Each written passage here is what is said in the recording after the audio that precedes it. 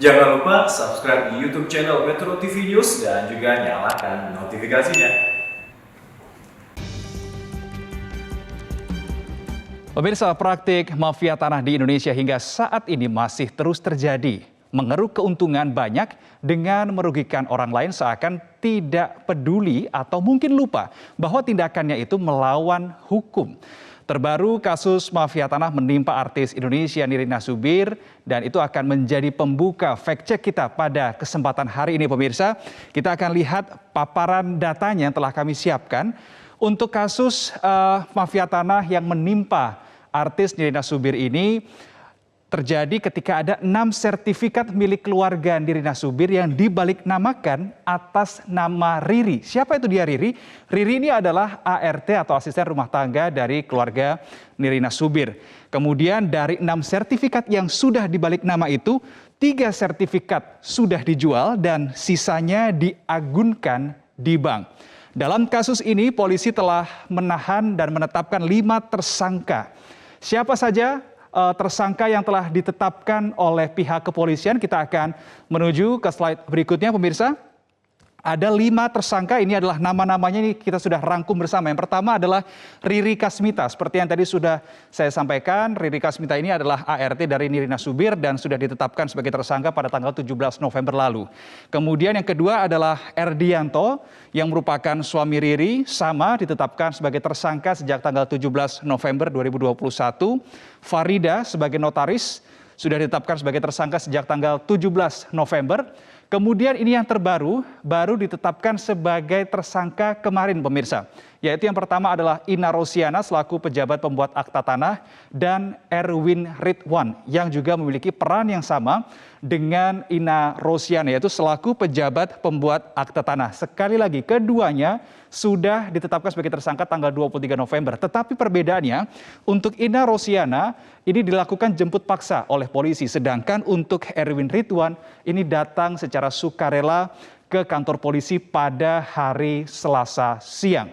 Dari kelima tersangka ini pemirsa, polisi sudah menyangkakan beberapa pasal terhadap para tersangka ini. Kita akan lihat di slide ketiga. Ada 2 regulasi yang dijadikan landasan untuk menyangkakan kelima tersangka tadi. Yang pertama adalah pasal 263, 264, 266, dan 372 KUHP tentang penipuan dan pemalsuan dokumen. Nah, untuk pasal atau untuk keempat pasal ini, para tersangka ini akan terancam hukuman pidana antara 4 sampai dengan 8 tahun penjara. Dan khusus untuk pasal 372 KUHP pemirsa, ini akan dikenakan denda maksimal Rp900, bukan Rp900.000, tetapi Rp900. Kemudian untuk regulasi yang kedua adalah Undang-Undang Nomor 8 Tahun 2010 tentang TPPU. Ini ada diatur pasal 3, 4, dan 5.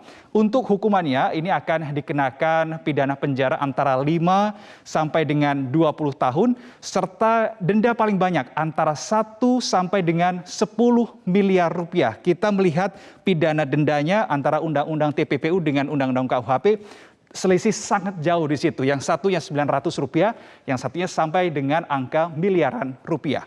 Itu adalah kasus mafia tanah yang menimpa keluarga Nirina Zubir. Pada tahun 2019, kita menuju ke slide berikutnya, ada juga praktik mafia tanah yang terjadi.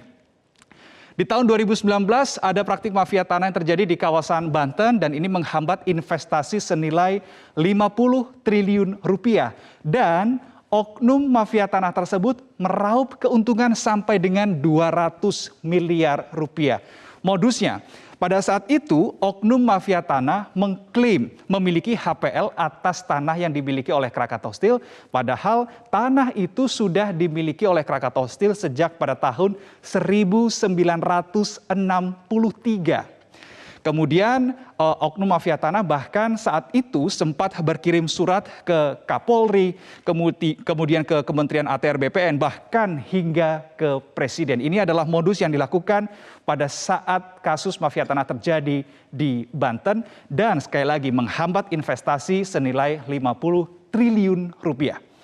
Terkait dengan cara kerja atau modus mafia tanah sebetulnya pemirsa, ini sudah menjadi sorotan tersendiri. Kita akan melihat ke slide berikutnya bahwa cara kerja atau modus dari mafia tanah ini sudah menggurita. Kita menuju ke slide berikutnya.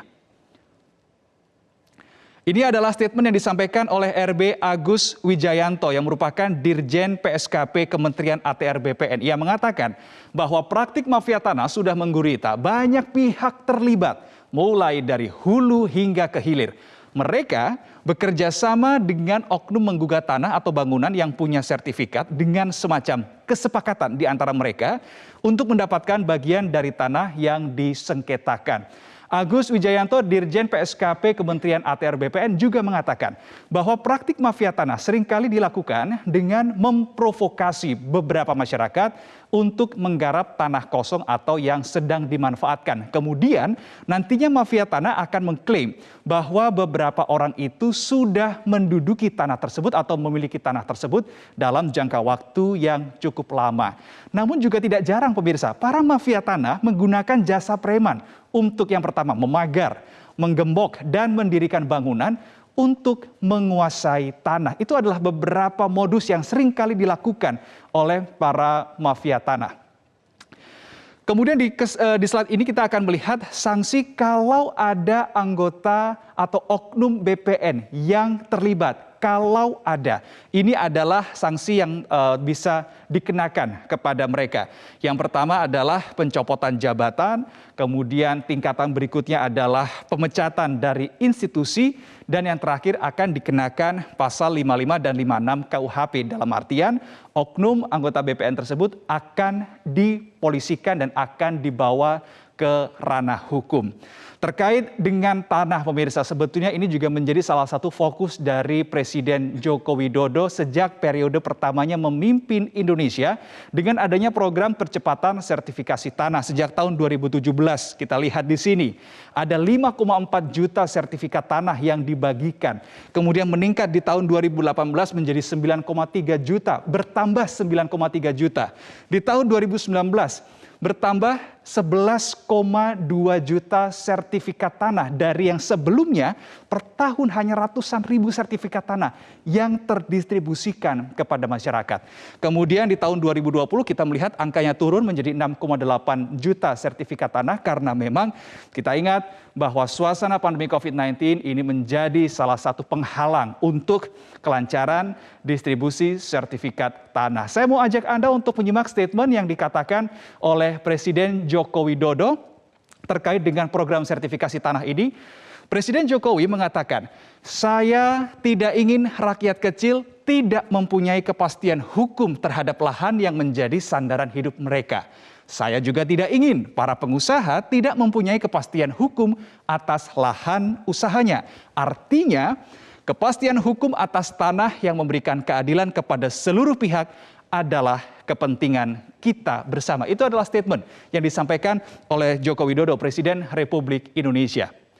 Pemirsa, semangat Presiden Jokowi inilah yang harus dikawal secara total, menciptakan keadilan dan memberikan kekuatan hukum atas tanah bagi seluruh masyarakat Indonesia.